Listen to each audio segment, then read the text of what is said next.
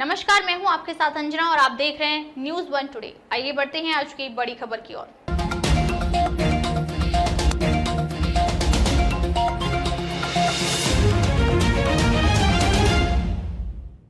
निजता, सबरीमाला, राम मंदिर से चुनावी बॉन्ड तक ये हैं जस्टिस चंद्रचूड़ के ऐतिहासिक फैसले। 9 नवंबर 2022 को भारत के प्रधान न्यायाधीश के रूप में न्यायमूर्ति डीवाई चंद्रचूड़ ने शपथ ली थी। वे 10 नवंबर को सेवानिवृत्त होंगे और न्यायमूर्ति संजीव खन्ना देश के नए मुख्य न्यायाधीश बनेंगे। इससे पहले शुक्रवार को जस्टिस चंद्रचूड़ का सीजीआई के तौर पर अंतिम कार्य दिवस रहा, जिसमें उन्होंने अलीगढ़ मुस्लिम विश्वविद्यालय के अल्पसंख्यक दर्जे से जुड़े 1967 के फैसले को पलट दिया। उनके कई निर्णय चर्चित रहे हैं। आइए जानते हैं इन तमाम फैसलों के बारे में। निजता का अधिकार 2017 में 9 जजों की बेंच ने एक ऐतिहासिक फैसला सुनाया, जिसमें निजता को मौलिक अधिकार माना गया।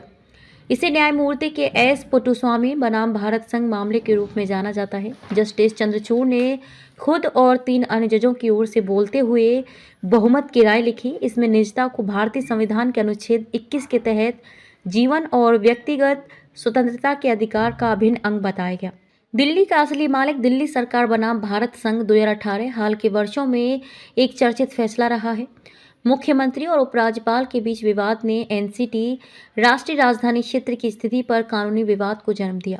यह मुद्दा केंद्र शासित प्रदेश के रूप में दिल्ली की विशेष स्थिति के मद्देनजर दिल्ली के एलजी की प्रशासनिक शक्तियों को लेकर था। समलैंगिकता पर फैसला नवतेज जौहर बनाम भारत संघ 2018 मामले में समलैंगिकता को अपराध से मुक्त करने वाले फैसले की भी खूब चर्चा रही।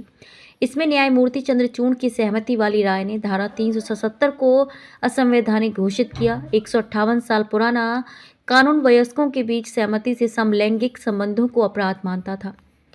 केरल के सबरीमाला मंदिर का मुद्दा। सबरीमाला मंदिर में प्रवेश के मामले में सर्वोच्च न्यायालय ने माना कि 10 से 50 वर्ष की आयु की महिलाओं को प्रवेश से बाहर रखना संवैधानिक नैतिकता का उल्लंघन है। इंडियन यंग लॉयर्स एसोसिएशन बनाम केरल राज्य 2019 मामले में न्यायमूर्ति चंद्रचूड़ ने कहा कि ये प्रथा अनुच्छेद 17 का अस्पृश्यता का निषेध का भी उल्लंघन करती है। प्रथा महिलाओं को अशुद्धता की धारणा देती है और जैविक कारणों के आधार पर महिलाओं को प्रवेश से बाहर रखना असंवैधानिक है। राम मंदिर का फैसला। सबसे महत्वपूर्ण फैसले में 5 जजों की पीठ ने विवादित अयोध्या भूमि को राम मंदिर बनाने के लिए दिया और उत्तर प्रदेश सरकार को मस्जिद के निर्माण के लिए अयोध्या में एक वैकल्पिक स्थल उपलब्ध कराने का निर्देश दिया। डीवाई चंद्रचूड़ 2019 में ऐतिहासिक अयोध्या फैसला सुनाने वाले 5 न्यायाधीशों की पीठ का हिस्सा थे। नवंबर 2019 में आए इस फैसले ने एक सदी से भी ज्यादा पुराने इस विवादास्पद मुद्दे का निपटारा कर दिया। सर्वोच्च न्यायालय ने इलाहाबाद उच्च न्यायालय के 2010 के फैसले को खारिज कर दिया, जिसमें विवादित भूमि को विभाजित कर उसे मंदिर और मस्जिद ट्रस्टों को निर्माण के लिए दे दिया गया था। अनुच्छेद 370 पर निर्णय। 2023 में संविधान पीठ ने अनुच्छेद 370 को निरस्त करने के केंद्र सरकार के 2019 के फैसले को बरकरार रखा। अपने ऐतिहासिक 476 पन्नों के फैसले में सर्वोच्च न्यायालय ने माना कि जम्मू कश्मीर ने विलय के दस्तावेज पर हस्ताक्षर करने के बाद अपनी संप्रभुता खो दी थी।